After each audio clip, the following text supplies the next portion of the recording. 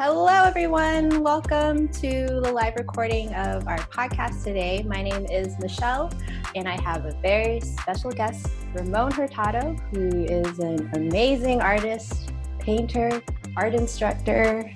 What else? Cat dad. Yep. Yep. That's the most important thing. And also a very, very good friend of mine that I've known since, I think it's been over 10 years, I would say. 13. 13 years? Yeah. Oh my I think God. we met, first week freshman year? So that was late August? Yeah, so we attended USC and we both started as animation majors and we did end up continuing that. But you kind of went a different path. So how come you decided to go to USC, and did you want to be an animator initially? First of all, thank you for having me. It's good to be here. Oh, yeah. I started going to school in the US when I was 12, right in 2001. And one thing that's different here is that they have a lot of elective classes and things like that. And a friend of mine was like, "Hey man, all of our friends are in this animation class. You want to come down?" I said, "Yeah." And I ended up in an animation class.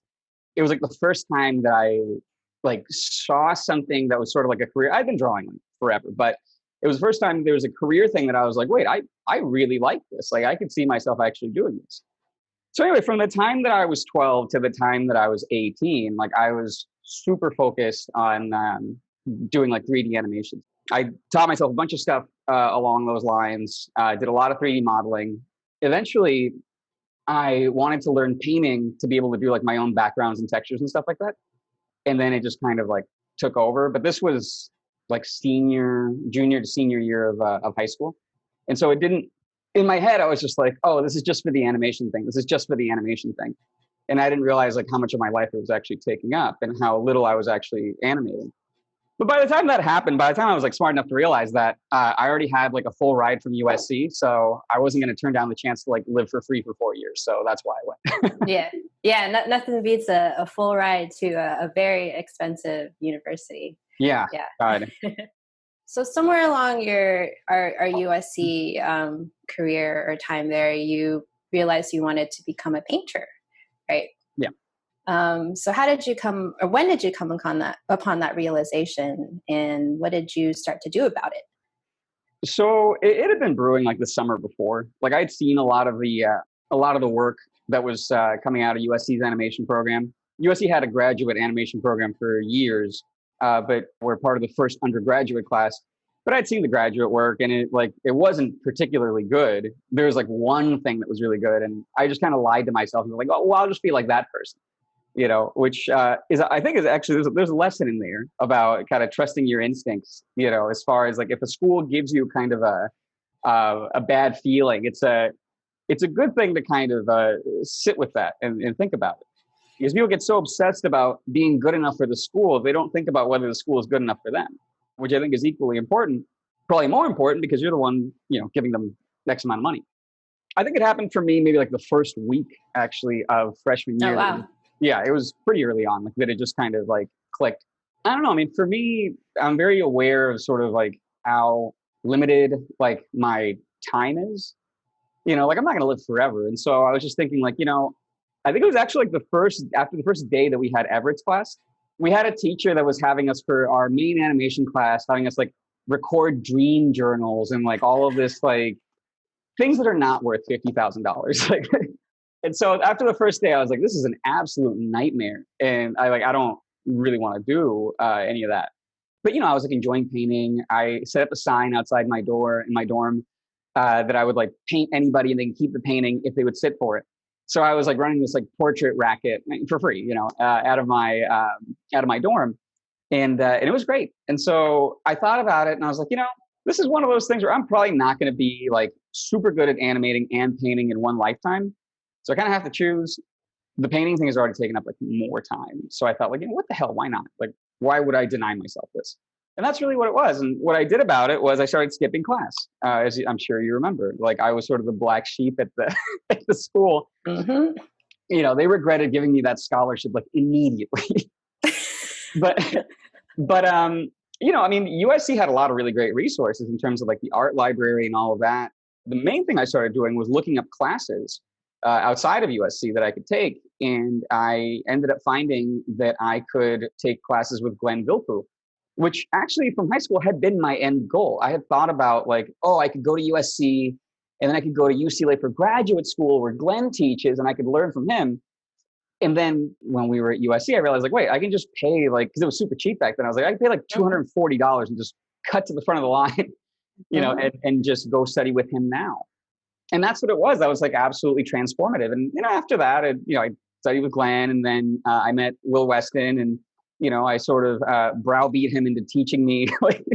And then, just taking any class that USC had that was of interest to me. You remember, Michelle, we took that architectural sketching class? Yeah. Oh, what was the name of the instructor? Fong. Yeah. I think I've run into him before, or I saw him in Pasadena, but I don't think he remembered me. He's great. Yeah. So Michelle and I took this class that was basically drawing outside. Like we would go all around campus and just like set up and draw. And it was like, very perspective driven. And there was we were the sort of odd ducks out, like Michelle, our friend Lam, and I, because the architecture students didn't want to take the class, but we did. And so I think they ended up hating us after a while. But yeah, I ended up I ended up designing my own curriculum is ultimately what happened. I just realized that like what my teachers wanted for me and like making good grades and all that just didn't matter that much. Like if I didn't learn the things that I wanted to learn, to be able to make a career when I left school, like what was I going to do? There was this kind of realization like, wait, well, if I want this, like no one else is going to understand exactly how much I want this other than me. So like, I'm going to have to make it happen. And after that, a lot of it was like building a little bit of community too. So like cajoling like the rest of our friends into like doing stuff like that. I mean, the concerns that I had, I thought were not unique to me. They were going to be things that down the road, like everybody was going to have to deal with. So, but yeah, all things considered, it actually worked out pretty well. It turns out that you can skip a lot of class at USC without failing. I should have been on academic probation at least twice, and they never like did anything. Yeah, you'll never be like the poster child of the USC innovation program. Yeah, so I did like that we built a little community and we kind of had our own. It was like we were running our own painting and drawing sessions. Like we would go to your place and like do life drawing, which is really like Matt sitting on the couch and taking a nap, right? And then we study his anatomy for his fine forms. Or I remember you would set up still like was it you and Matt or you and Kirk had like you would get a fish and set up a still life and paint that for a few hours. Lamb, Kirk, and I did that once, and it smelled disgusting because it was in the middle of the summer. That's how we met Kirk too. Oh yeah. We were connected with him. For anyone who doesn't know, my friend Kirk Shimoto, he's also a art teacher and works in biz dev and animation. He's great. Oh my god, yeah, those are good times. Remember we used to go plein air painting like every weekend? Yeah, it's kind of funny because it's become a really big part of what I do now. Yeah. But man, those are some terrible paintings that I did back then. No one will ever see those. I have like a sort of like ritual destruction of work that I don't like that I do periodically. And every now and then I'll share it on Instagram because people are mortified to see it. But that's what it takes. Like when you see someone's work on Instagram, it's like, that's not real. That's not like their actual batting average. Like they have a cemetery full of things that didn't make it for any one thing that like, they choose to show you. Yeah. We all had our bad paintings back then. And I'm kind of glad that we didn't really have Instagram or social media because if I was like inundated with all the amazing art that is now on social media, I would probably be so intimidated and overwhelmed and stuff. We were just kind of doing our own thing, trying to figure it out on our own and stuff. Though now there's like so many resources and paths you can take. Yeah. So we were kind of ignorant, but in a blissful way. Yeah, we were in a good little island, and like we found the Animation Guild, which was just like cheap, high quality instruction. And then we had that class with Will too, the composition class, and like the life drawing class with him and all that. Michelle and I and a bunch of our friends would crash this life drawing class that wasn't actually for us. It was for the graduate students. But the graduate students didn't want to go, and we did. like I started going first, and then like more people started coming, and gradually like it was full. It was full of people. And the graduate students, even though they didn't like the class, they were pissed off that we were there. And so they tried to take the class away from us, but I made a big fuss. I started a petition. You remember that? Oh yeah. Yeah, I was mad.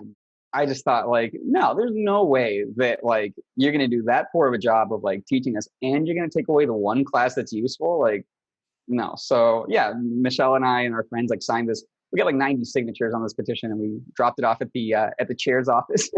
And it caused this big controversy at the school, but we got the class that we wanted. I think being at USC was like a really formative experience for me in a lot of ways. We also met like all of our friends there, but also again, just realizing that like these institutions are not there for you. Like schools don't care about you. Like they're going to have a new cohort of students to worry about in 4 years. Like you really do have to hold their feet to the fire and actually hold them accountable to like get what you want out of them. Right. Like, I mean, you went to Art Center after USC, right? Because they didn't actually do their job. Yeah. So I don't know. Yeah. So I developed this like deep disdain for like art schools and institutions, but that's partly why I'm doing like all the online classes and like the independent teaching that I do now. And I really enjoy that. I want people to have something kind of like what we had, where it's like, look, like you find a teacher who you like, who's like not, like a jerk, right? Because that's also like rampant and awful. And, you can have classes that are like relatively affordable, that you can actually like, you can like learn the things that you want to learn, and you can like have a curriculum that actually serves you. Right. And I think it's just, having that kind of more like being more independent operator in that sense is really beneficial, because it strips away a lot of the power dynamics. And so like, you don't have to be like afraid of like getting kicked out of the school or like anything like that. It's a somewhat more equal relationship. I think people feel more comfortable making certain like demands of their teachers in that environment. And I think it's a good thing, That's something that we don't really think about as a student, how it's the relationship as a student and a teacher. It's like it's a two-way thing. It's not just like one-sided, one gives you everything. It's reciprocal. And so it's fair for us to demand more from our institution and our school and our teachers, just like they demand plenty from us and money, tuition. So speaking about teaching and stuff, when did you realize you wanted to go like towards the teaching route? I didn't. You didn't. So, you remember like after USC, I wanted like more training in painting specifically. So our friend Lam and I, we moved out to Washington, DC to study with Rob Liberace. We lived in this like disgusting rundown, like artist commune thing, like, for a while that we found on Craigslist. And, studying with Rob was amazing. Like, I studied with Glenn Villepeu and Will Weston primarily when we were at USC. I took also like an intensive class with Adrian Gottlieb, which was also really useful. But going to Rob's was like, it tied everything together, which was really amazing. But, I had to work some like not great jobs at the time that I was there. I was doing like these crappy commissions, just like awful crimes against like art. And then I ended up painting dragons on like designer jeans, also from answering a Craigslist ad. And I was getting paid like nickels on the dollar. It was like, it felt criminal. But at the end of that, I was like, well, what am I going to do? Like, and I had never considered teaching. I actually didn't even necessarily like the idea. And then I just kind of did it out of necessity. And when I started doing it, I was like, wait, I really like this. Like, it just kind of dawned on me that like I really enjoy. Obviously, I like talking. Like anyone who's known me for 5 minutes. Really? Yeah, and I like talking about art. So many people helped me along the way, sometimes for nothing. Like all those times that Will stayed like 3 hours after class to help us with stuff when he didn't have to. Glenn did the same thing. It was one of those things where I was like, oh, I want to do that too. Like no one does drawing or painting because they don't want to. It's this kind of thing that, you're helping to empower people with the tools to like pursue their like actual dreams. And I'm like, wait, that's like, again, it sort of dawned on me after a while. I was like, wait, this is great. Like I absolutely want to keep doing this. And at this point, like I can't see myself not doing that. Mm-hmm. Would you say you're primarily a teacher, or would you say I'm an artist? No, I'm primarily a person. Like I happen to like teach art, and I like make paintings and stuff, which I actually haven't been painting for a little bit lately. But like I think that a lot of the times art works best when it's like an outgrowth of like you living a life. You know, if you create this kind of feedback loop where it's like you make art about art, which is about art, and then like your whole life is art. I mean, I think there are interesting things that are possible there, but you're just having this kind of meta conversation. And I don't know. I mean, I find that I have a lot of other interests like outside of, you know, drawing and painting that I think inform the actual drawing and painting. So, but yeah, right now I'm primarily focusing on the teaching, mostly because I've been trying to figure out like what career path I want to follow, basically. And just like college, it's become a kind of like design your own adventure thing for me. I don't know. It's been great. Like I didn't want to go into animation and like work. I basically don't want to work 9 to 5 anywhere, right? And even working at a school was like okay, but I just like don't like having a boss. I don't like showing up at places at a certain time most of the time.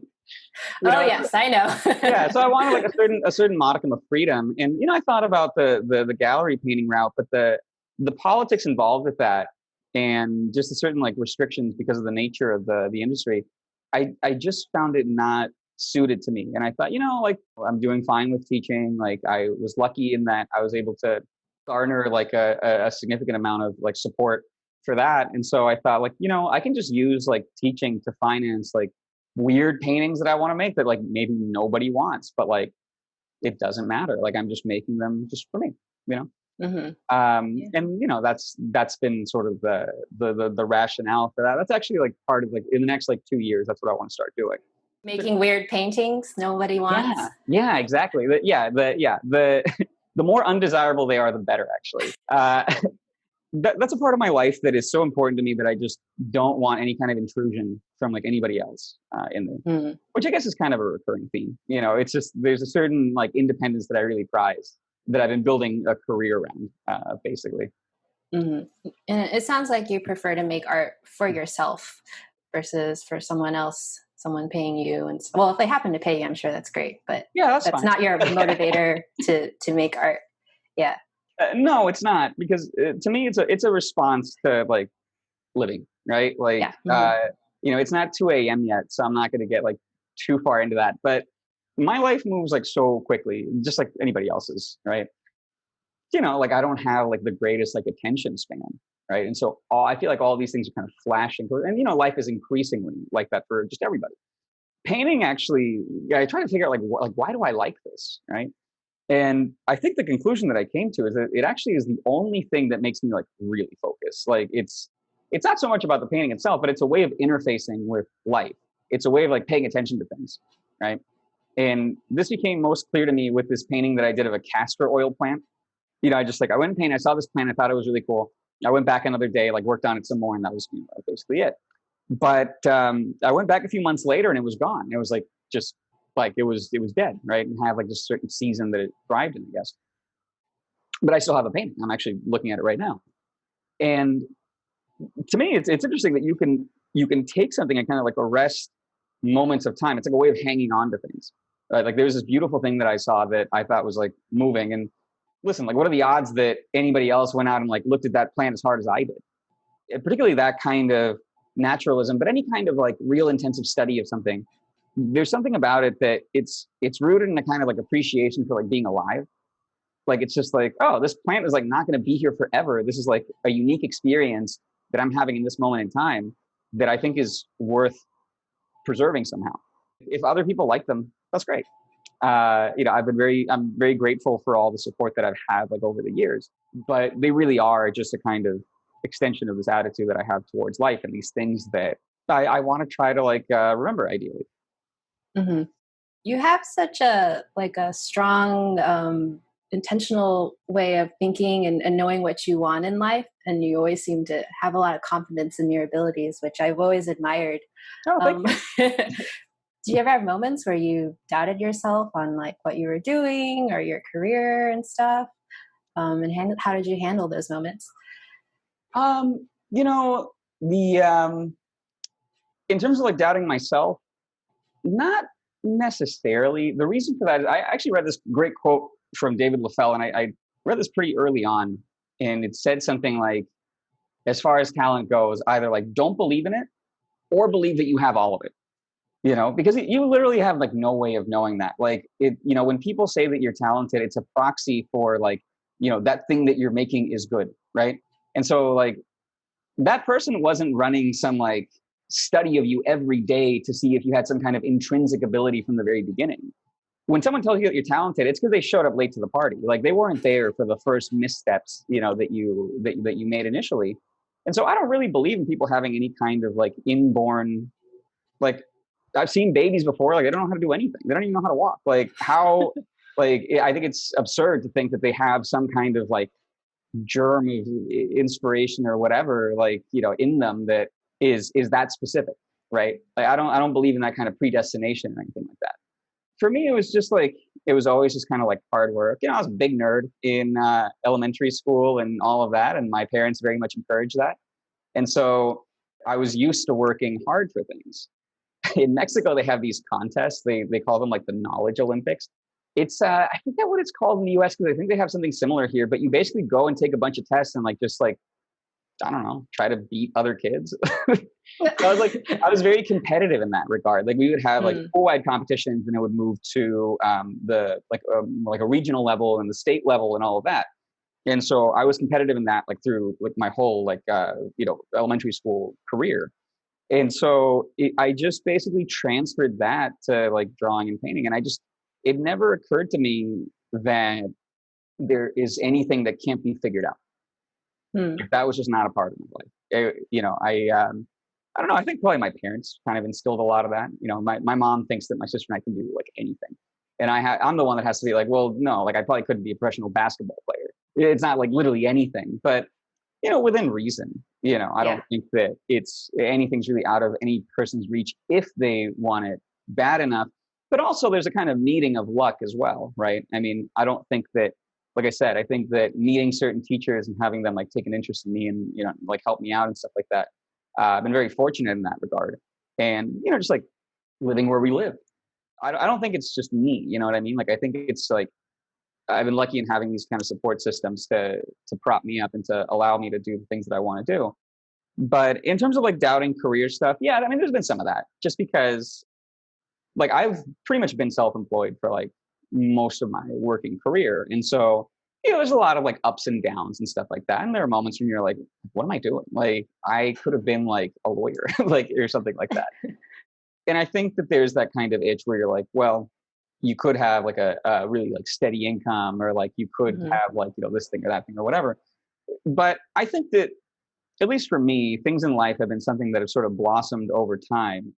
Certain milestones, if you will, or certain things that I want. It takes me a while to get there, but usually when I get there, it's like on my terms, which, and I'm happy with that compromise.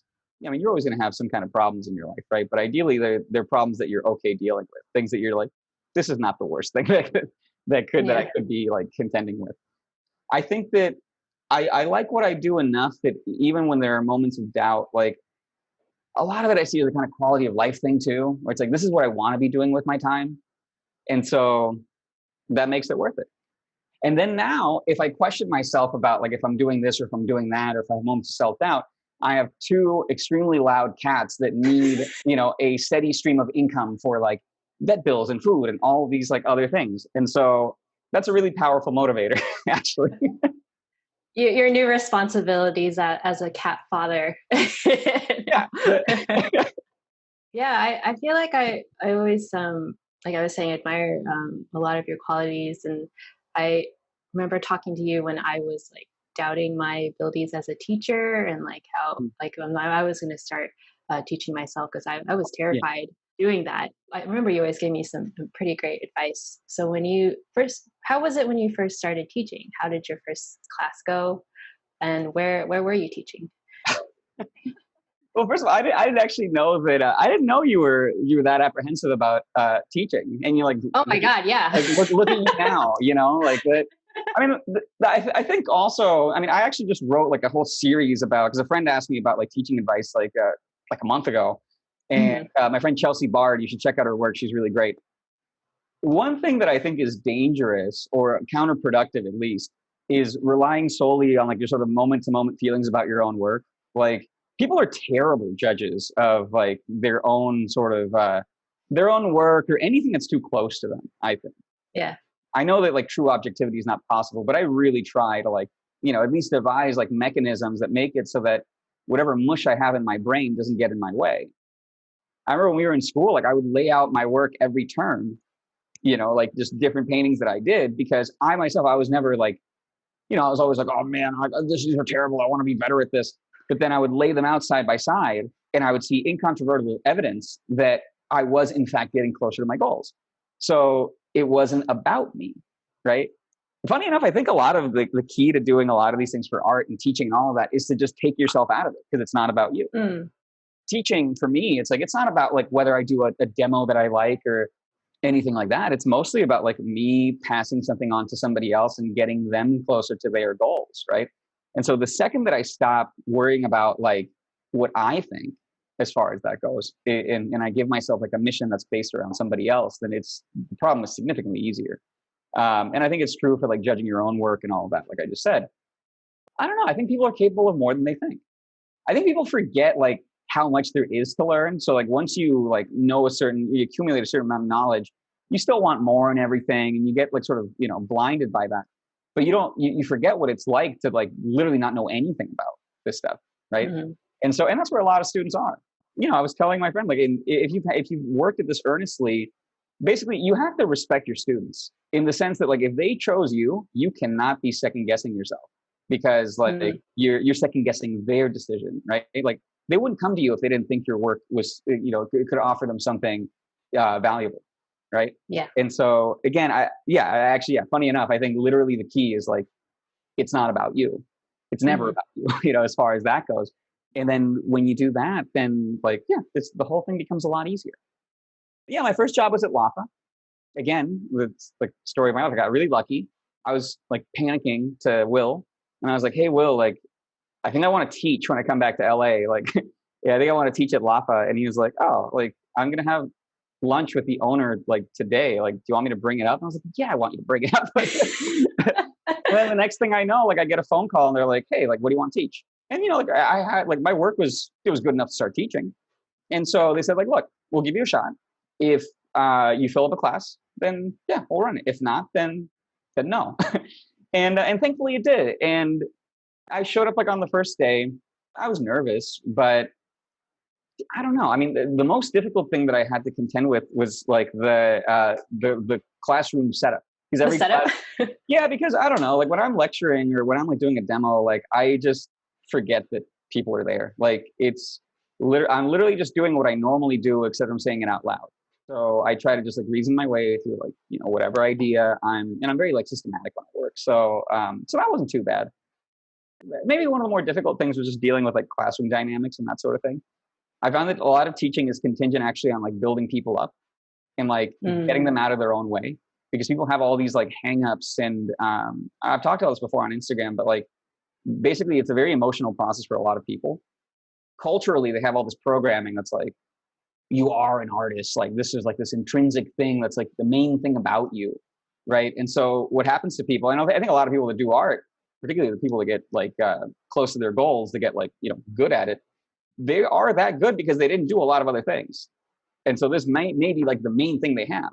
And so if it becomes this thing where it's just like this intrinsic part, like this this core part of their identity, then if they make something like that they don't like, that part is threatened immediately.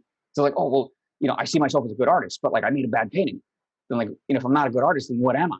It just leads you down this like horrible spiral where like, people end up with all this like self-loathing and all this stuff. And part of what I see myself doing is bringing kind of levity to it. I'm like, it's not a big deal. Like you go bad painting, who cares? It's like literally just a bunch of mud on a piece of fabric. Like just figure out like what didn't match the goal that you wanted and like just try again tomorrow. Like who cares?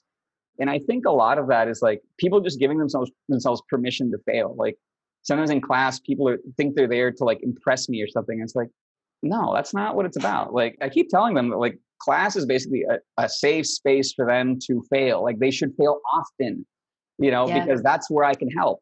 They have a safety net here. And I think that's really what it is. Like class is not a place to make, these like polish things to like, I don't know, frame up and like send to grandma or something. Like class is for work. It's the gym, you know, it's not like a performance.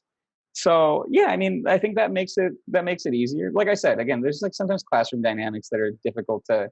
I had a student like collapse in class once. Like I was terrified. And I had a model do the same thing like sometime after that. It was actually during a heat wave too. A friend of mine who was a model, she was doing a standing pose and she very slowly started to collapse. So I was able to like run over and like grab her before she actually fell. Oh no. But she was fine after a while. Like she wanted to keep going. We did a sitting pose. She was fine. They don't tell you this when you like prepare to be an art instructor, but like half of your job is also like being like a first responder just in case. Yeah. But I've learned a lot about people. I think I've learned a lot about like things that I enjoy and like just how I like interacting with people and things that I don't like. I know it's kind of a long answer, but like one funny thing, I was talking to somebody about this. At one point, these students came up to me like after class and they were like, "You're too nice to us." Like they were upset because they thought that I wasn't like sort of giving them like the full sort of, you know, weight of these critiques because I wasn't rude to them. And they were used to a lot of teachers just being like, "This is terrible, like you should quit," like whatever. And I was like, listen, that's not my job. My job is to identify like, you know, what the goals are that we have, you know, for the class and track how closely you're hitting those goals or not. And then give you ideas about how to hit those goals more closely. And I've always been very thorough about that. There's, you know, sort of no stone left unturned as far as that goes. Anybody who's been in my classes kind of knows that it's never just like well, move the head up, you know? And so that was an interesting learning experience too, where I was like, oh, I am not interested in doing that. You know, I was like, look, if that's what you want, you go find that somewhere else. Like, that's not like, I'm not interested in, you know, like being like mean to you, like to motivate you. You know what I mean? Yeah. And it seems like you've really like solidified your style of teaching, which is kind of, it's basically your approach to life. And I know you have a lot of interesting stories from your teaching experiences. And one of your recent teaching jobs is you were teaching at a tattoo shop. So how did that come about? So I was teaching at I was renting out a space from a friend and the lease was up and it wasn't like renewed. Over the years, like here in LA, like a lot of tattoo artists started showing up in my classes and like, I don't actually like really know anything about tattoo. At least I didn't at the time. I know a little bit more now. But after that place closed down, like, you know, I became friends with like a couple of the guys and my friend Brian Ramirez, who has a shop, Reservoir, in Echo Park. Also check him out. Super cool guy, like just, you know, really fantastic. He was like, "Hey, you want to just like teach at the shop?" And he's like, "I have a bunch of people that want to learn." Yeah, sure. Why not? It's been really interesting. Like I apparently like some of the, you know, I'm really interested in like 19th century academic drawing and stuff like that.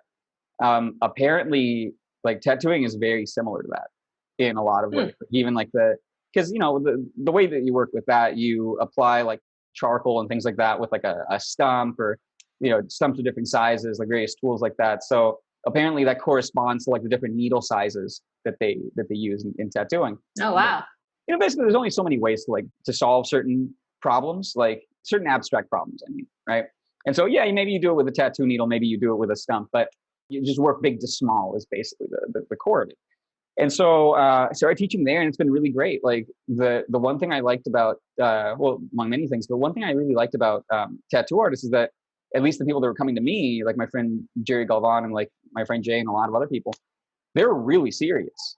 Like they started doing homework on their own.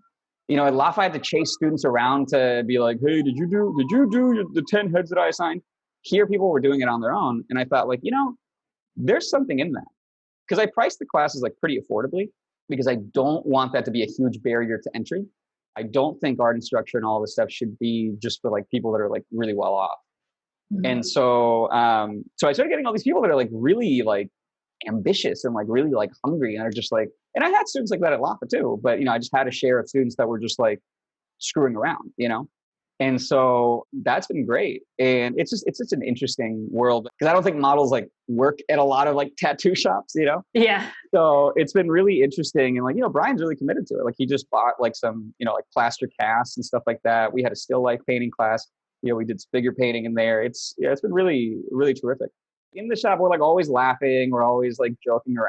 Like, I think that sometimes, again, part of the classroom dynamic is like, there's a certain kind of deference to like your teacher. And it's like, people are like, oh, like professor, or it's less so in the US, you know, but I've taught in Mexico too, and people were like, I was teaching a workshop, and these people that are like the same age as me are like trying to call me like Professor Hurtado. I was like, Ooh.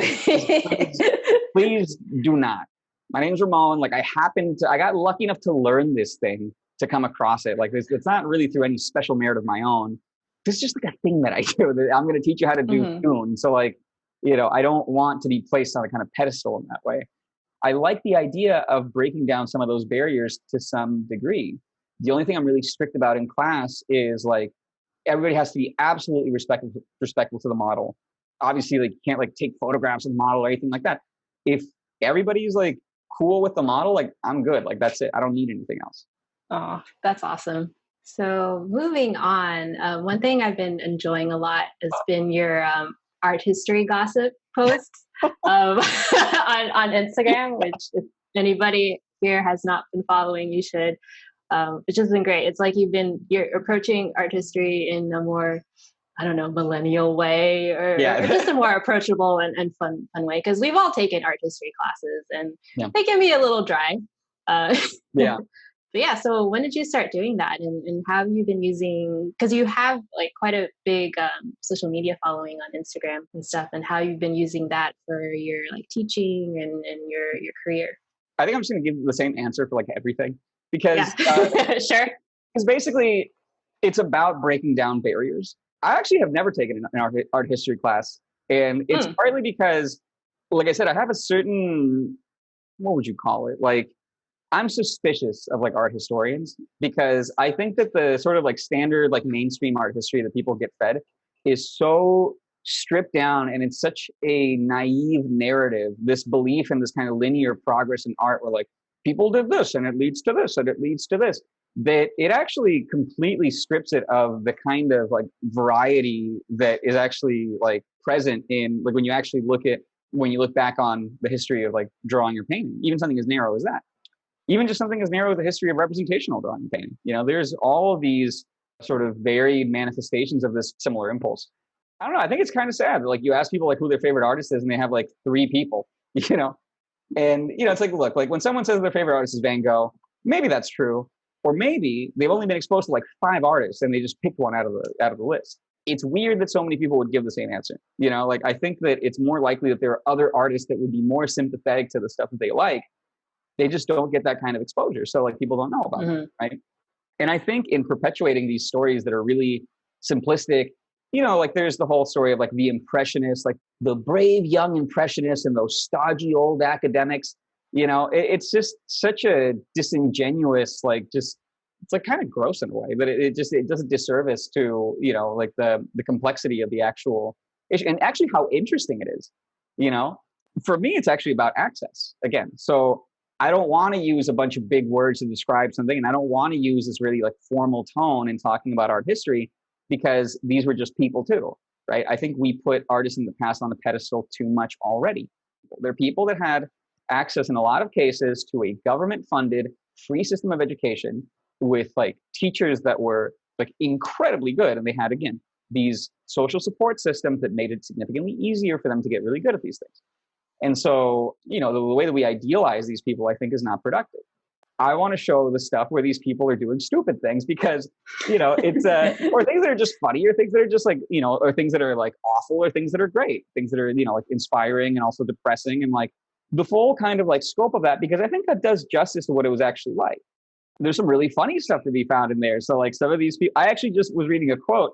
So I read a lot of like artist letters. Like, people ask me like where I find all this art history stuff. I don't really read art history books for the most part. I'll find like diaries, I'll find letters.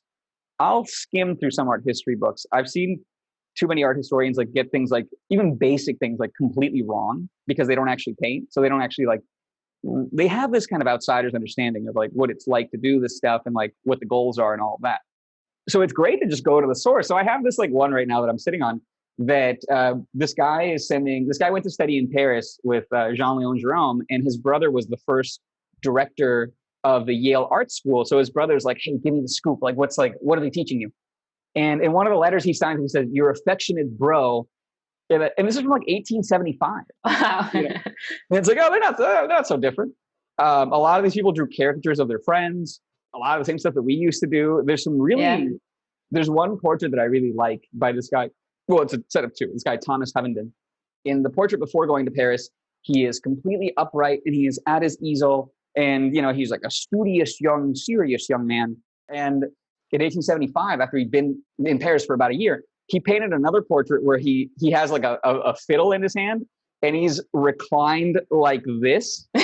And he is wearing a cravat and he's smoking a cigarette and like his palette is hung up. And it's a great painting. And it's also just like really funny. It's a really, really funny thing to look at. I think that if we humanize these people, if we make it so that you just sort of phrase these things in all this like vernacular, like meme speak, I think that's another thing that I learned. You have to it's actually really effective to trick people into learning. No matter how much they think they want to just like grab the bull by the horns and just like, I'm going to sit down and learn this thing. It is always more effective to kind of like, just come in sort of undetected, right? I think a lot of the stuff kind of writes itself. Like the stories are so ridiculous. There's this thing they used to do. They weren't exactly even schools. At these studios, the teacher would show up twice a week to correct people's work. At the beginning of the week to see how they started and at the end, right? And it was a week-long drawing or painting that you were working on. And so the students ran the place like in the meantime throughout the week. And they were awful. They were just like frat boys that painted. That's all. And it was like mostly men at this point. And basically anytime there was a new person, they had to do all the studio chores. So they had to go out on errands. They had to like sing sometimes.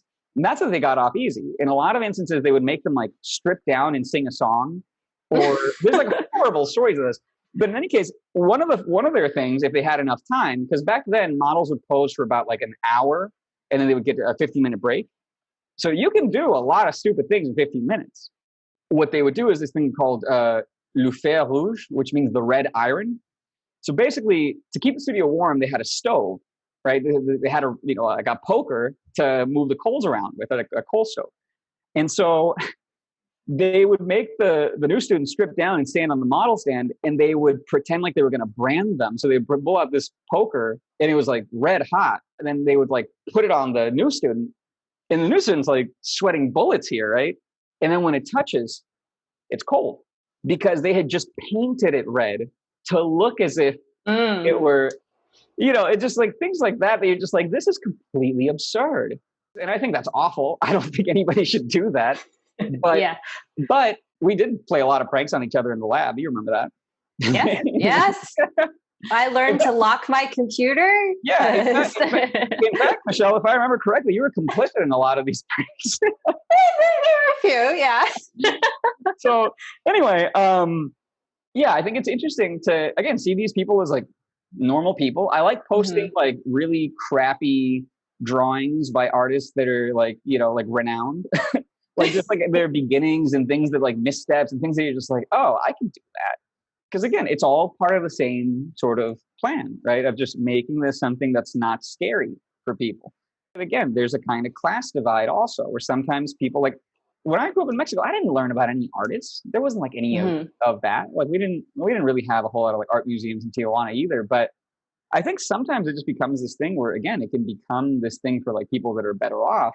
And I just don't like that. I want it to just be completely open to like, you don't have to have a college degree to like decipher like all this like art speak, about this or that thing. Like a joke that Matt makes about like I really like how this artwork reflects the duality of man and nature.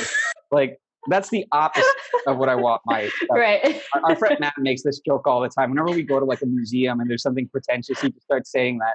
Yeah. So I love that aspect about it. I think it's really resonated with people. I try to make them also things that sometimes are like, not always, but like sometimes are uplifting, or I try to have like a little kind of like moral of the story at the end, just in the sense of like, I want to tie it to like our practice, like the things that we do today, that these people have the same struggles that we have.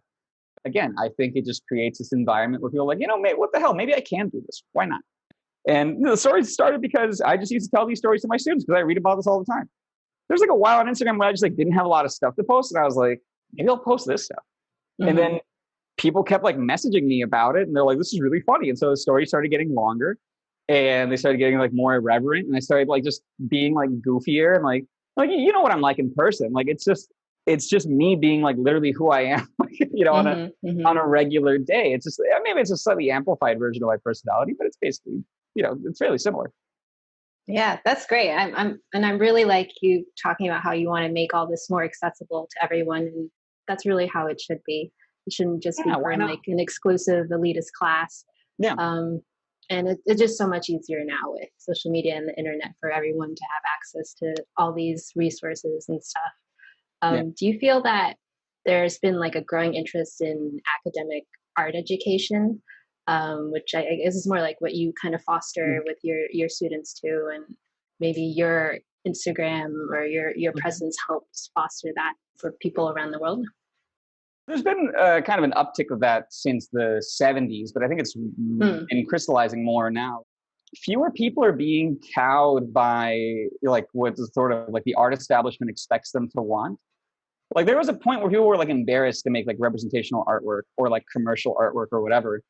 And like that's part of why like I make my paintings for me too. Like you remember what it was like at USC too, right? There's this kind of attitude of like, oh, that's not art. That's not like what artists make. And it's like, who cares? Like who yeah. like I'm gonna make whatever the hell I want. How about that? Because I do think that I don't think there's any right or wrong in terms of art. You have like a couple decades here on earth, maybe make whatever you want. Whatever like makes Hmm. you happy, like do that thing. And if you get paid for it, that's awesome. I think it's important to have a healthy distrust of like authority in that sense, right? Just like I was saying about school and all that. And trusting like your own judgment and the things that you like. And so I think a lot of the stigma is eroding. I think in certain segments, like university art departments haven't quite caught on. Not most of them anyway. Hmm. They're still making popsicle stick sculptures as if that's the only thing that it has any value. Yeah, I think that's fine. If someone wants to make that, that's sure. But I think the kind of ridiculing of like representational art and that kind of thing, it just there's no reason why that Hmm. should be the case. It's like fine. You want to go make this paper mache like pile of trash about like whatever the subject is, and write an essay about it. That's fine. But if somebody wants to go like I don't know, make a painting of like their cat or something, then like that's fine. Like let them do that too. I mean, I would be happy to know if like my little Instagram is like has contributed to that. One thing that I think is interesting is like how much is out there on the internet. And that's one thing I try to mention to people because people will message me and be like, "Where are you finding all this stuff?" And it's like Google, like the same Google that everybody has. Like it really is just contingent on the interest that you have in it, right? And so like Google Books, archive.org, there are so many resources, so full of things. Hmm. I think it's important for you to like go and, if you care about something, go look it up on your own. One thing I started finding is that the kind of things that are being taught in a lot of like atelier schools, that basically they sprouted up to be an inexpensive alternative to universities and to actually teach like, like hard practical skills and like ideas and things. And so a lot of them have this kind of what would you call this sort of this kind of pedigree of like my teacher studied with this teacher who studied with this teacher, and it goes back to like Michelangelo, and then it goes back to Adam and Eve or whatever. Like, and what I started finding is that a lot of things they're teaching actually don't match with what was taught back then, like in the 19th century. So a lot of the claims are actually false, like verifiably false. And so I started posting about that. I think that academic drawing and painting, it's a kind of wellspring because, I mean, I personally enjoy the kind of aesthetic of late 19th century academic painting, which is a pretty broad thing in itself, actually. But I do think that even for people whose ultimate goal is not that, it does help you to, it basically is like a really hard full body workout where it's like no matter what your sport is, it is hitting every muscle, right? And so it's just good for your kind of like general art fitness in a sense. I make a lot of workout analogies with my students because I actually think that people have a somewhat healthier way of thinking about that, or writing too. People have a healthier way of thinking about that than they do about like drawing and painting. Like no one asks kids if like, oh, like, or no one even puts it on the table of like, maybe like this kid will learn how to write. Maybe they won't. Like, no, literacy is not, like it's not up for like debate. You learn Hmm. how to write, everybody will learn how to write. You assume that everybody can learn how to write. That's sort of what I see myself as teaching, a certain kind of visual literacy and the ability to like express your ideas through, like graphically, basically. I mean, writing is also a graphic language, so you're just learning a different graphic language. Now, again, I think that there's a kind of baseline. Just because everybody learns how to write doesn't mean that they eventually want to be an author. And just because everybody learns how to write doesn't mean they become the same kind of author or the same kind of writer, right? So maybe like one person wants to be a poet, one person wants to write novels, another person wants to write for TV, one person ends up writing instruction manuals. I think it's the same kind of thing, right? Like you learn how to communicate effectively visually, and so you have all these avenues open to you, right? And again, it's like working out. It's like you have a certain baseline level of like, fitness, let's say, but maybe your sport is swimming and you have some kind of specialized training for that. Or maybe it's like powerlifting, or maybe it's tennis, or like whatever the case might be. So I think that there are certain core concepts for getting ideas across, but then beyond that, like it really is like a choose your own adventure thing, because you're not going to be able to do everything. There's value in, spending time with yourself and like knowing yourself enough to know what you actually want and being honest about it too. Because half the time people know what they want. They're just in denial. They're waiting for somebody else to say it's okay. Will taught me that actually. He was like, yeah, like, you have to just give yourself permission to do the things you want to do. And I thought like, oh, that's really cool. Like that, I'd never heard that before. Like, and then it removed a lot of barriers for me. It made it so that I was like, well, this is the thing that I want to do. Like sort of snowballed into like, oh, I want to do painting. Like, oh, I actually don't want to have a gallery career necessarily. Like I want to teach. Like, oh, okay, I want to do this thing. I want to teach on my own. I don't want to work for anybody. I'm really happy to be alive at a point where like all this information is accessible and it is increasingly democratized. Like I want to be like part of that. It's like, I don't know, it's just, it's exciting. It kind of smells like revolution. Not a super important one, I would say. Like we obviously have, bigger issues to address, but it's something that I think if it's empowering to people, then again, that's something that I want to be a part of. Yeah, that's great.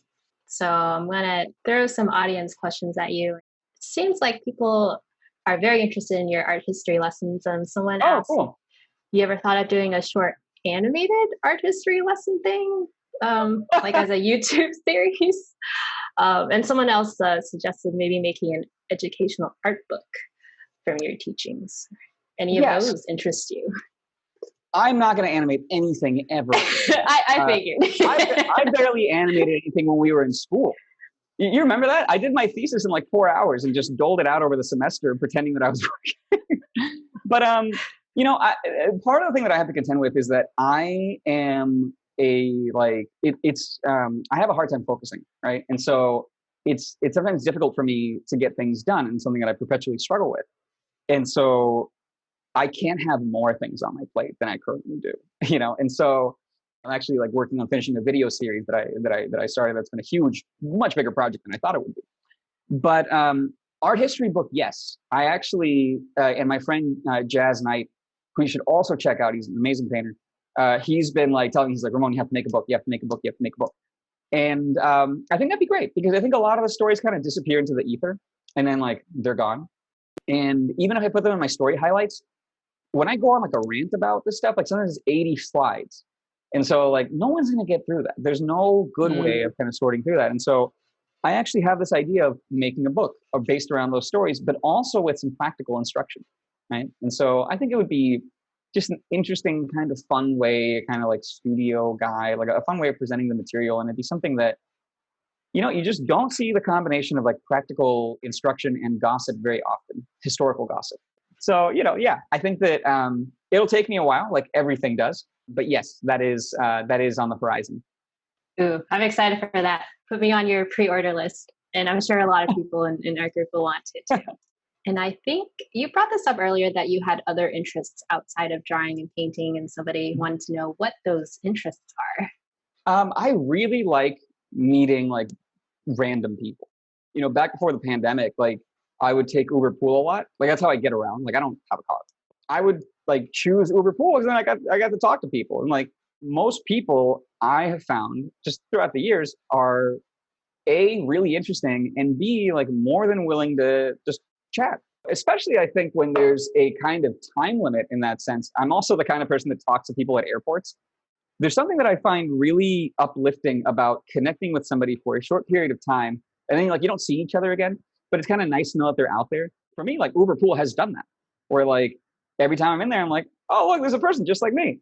We get to like chat about something. And, again, we have these kind of like myths and notions about like geniuses and people that are super smart and this and that.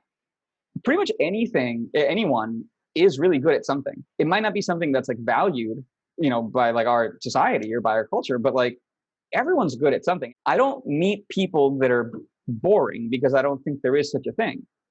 There are people that maybe don't want to talk. I mean, that's fine. But if someone's receptive to talking, I think that I want to make the person comfortable enough so like I find out like the stuff that's interesting about them because it's there. They might just be like self-conscious about it, right? And so I've talked to a bunch of people that are like professional dancers, fitness trainers, people that do all kinds of different like projects or work in music, or just all these people that are just absolutely fascinating. That is, if anything, like sort of one of my biggest like hobbies, if you will. Other than that, I just really like reading about art history. You know, I like going out a lot. I like hanging out with like all of our friends. I actually want to start like going out and like painting more. Like I said, that's what there's a group, that does that a lot. You know of any groups of people that go out there? So I want to do like more of that as well. I've just been so focused on like building up like a curriculum for teaching and all that I haven't had a whole lot of time. But like basically like nurturing like my relationship with other people is important to me. And of course, I want to get a fair amount of like cat time, with my two boys. That's also extremely important to me. I also I watch a lot of reality TV. That's another thing. Oh, yes. Someone else wants to know more about your classes. I know you just finished up your August round of workshops, right? So maybe you can talk about what you got going on next and if you'll be opening up enrollment for anything. Yeah, so I have a series of like core classes that I have been like running that basically stay the same. So sometimes I switch the hours around, but I've been teaching like portrait drawing fundamentals. I've been teaching 19th century academic drawing, which is basically like long pose drawing. And I've been teaching like figure drawing fundamentals, which is like shorter essentials of figure drawing, also like within the context of like design. So it's not just like figure drawing to like just for figure drawing, but you get some sense of like how it fits into the larger scheme of like expressing yourself graphically and like making actual things. So those are like the three that usually don't change. And then usually I'll have like some kind of specialty class. So this time around, I'm really excited to offer a composition class, like Composition 101. Mm-hmm. It's going to be a two-part thing. So there'll be one now that is basically an introduction to like, like arrangement on the page and some three-dimensional composition. What I mean by that is like staging. So it begins with a kind of like dividing space like on a canvas or on like any kind of like aspect ratio like this. But then it moves on to like, I'm going to introduce a little bit of that in this class of like figure arrangement. So like, how do you arrange people like coming at you and away from you in space? And also like bits of perspective that you would need to set up a scene with multiple figures. And then the second part of that, which I'll probably offer like not the next time, but the time after that, that one will focus more on like the actual like nuts and bolts of like making multi-figure scenes, where you have like more ambitious like paintings. There's like a bunch of different like actors in it. I should be finalizing that within like the next couple of days. So I'll be announcing it on Instagram. If not, my website, just my name, just RamonHurtado.com. Under workshops, you'll find like all the stuff that I have available. Yeah, everyone keep an eye out. And someone asked if you plan to teach painting. I know you mostly focus on drawing, right? Probably by January, I'll be teaching painting. That was actually a big part of like what I was doing before. I should be offering a lot more painting stuff actually. Great. Since you obviously teach a lot, is there something, and it doesn't have to be art related, that you think all students should experience or try once? Living. Like they should have a life outside of drawing and painting, I think it makes your work more compelling. You start to see it in perspective. So it's like your work's important, but it's not that important. It's healthy to have some kind of balance. And so other things that you have interest in, like for me, in terms of like inspiration for like artwork, I watch like David Lynch movies or like weird foreign movies from the 70s. Like that's the stuff that, in a lot of modern photography, I really like editorial photography. I like a lot of Vogue stuff and things like that. And I follow like a ton of photographers on Instagram.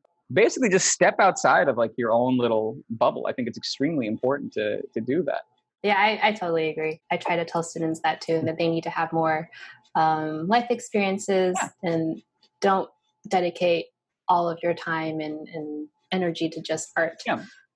Well, I think there's a kind of myth around like practice, like, oh, I have to practice. I hate people say it all the time. Like practice does not make you better at something. It is focused, intentional practice that makes you better at something. You basically have to identify what your goal is. You have to figure out an effective way to get there. And there's probably more than one. And then you have to just keep yourself on track to see if like what you're doing is getting you closer to that goal or not and adjust accordingly.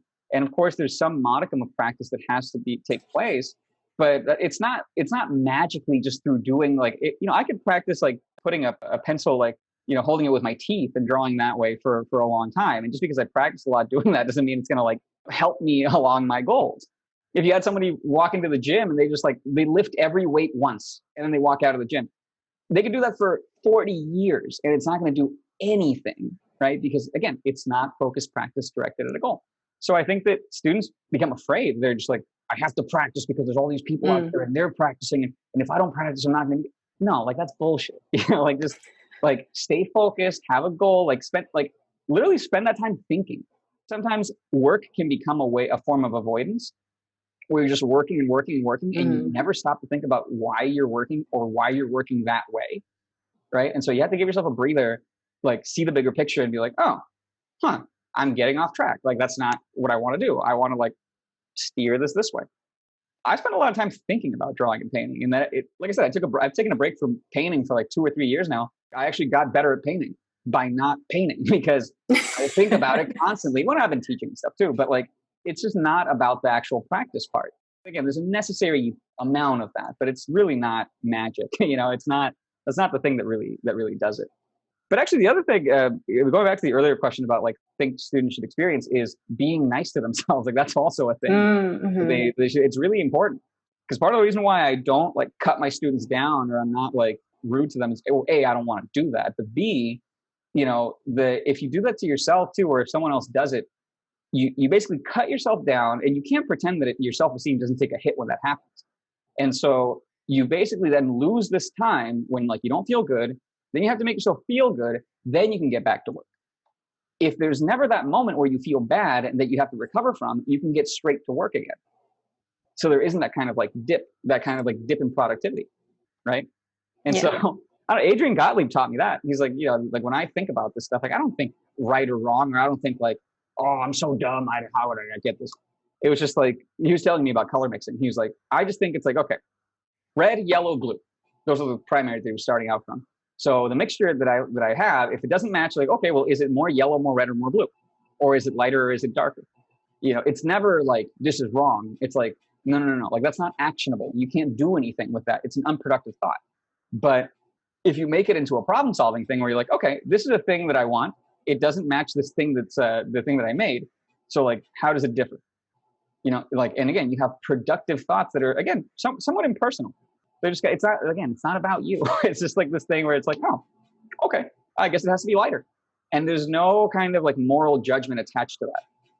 Yeah. It's just like, well, if it needs to be lighter, then I guess I'm going to make it lighter then. That's it. Okay. So I'll throw you one last question that kind of brings it back to where we started, since we graduated nearly 10 years ago, right? Oh, don't remind me. Did you have some sort of vision for what you would be doing 10 years later? And if you think back on it now, what's changed and what stayed the same? I was a lot more focused back then on like the idea of like, I'm going to be like, this like big shot painter, like, showing like this place and this place. And I just don't care about that anymore. I just want to be happy. By and large, I am. And so I don't have any complaints. Like things have a way of kind of like taking a sort of winding path, but I'm really happy with how things have turned out, actually. And again, a lot of that has to do with like finding like community, like just being on Instagram. I haven't been on as much lately, but that's like become a part of my life too. And it's like, it's enriching. And it's like, I didn't think that would happen. Like I had no idea that would happen. Yeah. But I think part of it is like, I want to have a certain sort of openness to these things and to like where life will take me. So I have goals. I have things that I want, but I'm not especially particular about how I get there. I did have a vision of like, me learning how to do all these things that I like was interested in. I've been lucky enough to be able to have like the time and like the means and the opportunity to like learn a lot of stuff that I wanted to learn. I'm happy with how things have turned out, and I'm excited for what's next. Great. Yeah. Well, that was awesome. Thank you. Thanks for talking to me today. And thanks everybody for tuning in. Hope you enjoyed this very enlightening and inspiring conversation. All right. Thank you, everybody. Bye. Thanks for listening. We love hearing from you. So please leave a comment and share your thoughts. If you enjoyed this podcast and want to see more from the Warrior Painters, please consider donating to our Gumroad. You'll find the link in our description. Thanks, and see you again soon.